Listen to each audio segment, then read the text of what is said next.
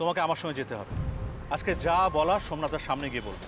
ওখানে আমার ভাগ্নি কষ্ট পাচ্ছে আর তুমি এখানে ফুচকা খাচ্ছ, তোমার লজ্জা করে না? তোমার চালাকে আমি বের করছি, চলো আমার সঙ্গে চলো। মর গই, বনির মামাটার হাত থেকে এখন বাঁচে কি করে? চল মু হো যা শুরু।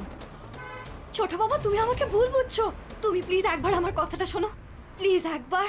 যা বলার সবার সামনে গিয়ে বলবে, চলো আমার সঙ্গে চলো বলছি। আরে ছোট বাবা ওই লোকটাকে টাকা দেওয়া হয়নি, তুমি কয়েকটা টাকা দিয়ে দাও না গো, আমার কাছে না একটা টাকাও নেই। কি ব্যাগে টাকা নেই অথচ তুমি ফুচকা খাচ্ছ? তুই পাগল নাকি? আসলে গৃহবধূ চলে গেল দেখে না আমার মাথাটা ঠিক কাজ করছিল না। আমার তো গৃহবধূর জন্যই ফিরে আসা, বলো উনি না থাকলে আমি কি করে থাকবো? বাবা গৃহবধূকে তাড়িয়ে দিল, তাহলে আমি ওই বাড়িতে কি করে থাকি বলো?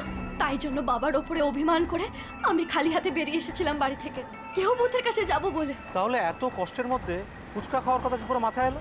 সকাল থেকে না খাওয়ার কথাও আমি ভুলে গেছিলাম, কিন্তু কি করব বলো, এই পেট তো কোনো দুঃখ মানে না। খিদেতে খুব শরীর খারাপ করছিল, তাই যদি কম পয়সায় কিছু পাই।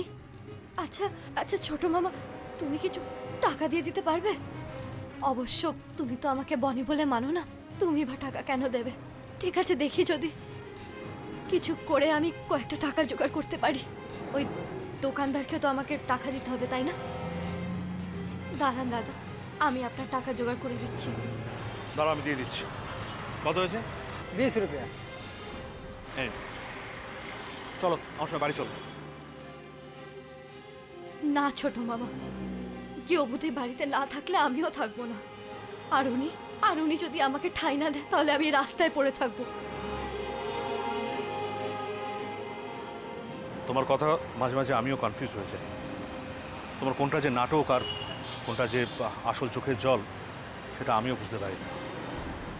কোনটা যে সত্যি আর কোনটা যে মিথ্যে কবে যে সামনে আসবে কে জানে।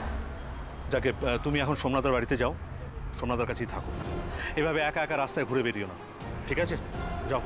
না ছোট মামা, গৃহবধূ ফিরলে আমি ফিরবো, গৃহবধূ বাঁচলে আমিও বাঁচবো, আর গৃহবধূ মরলে আমি মরবো।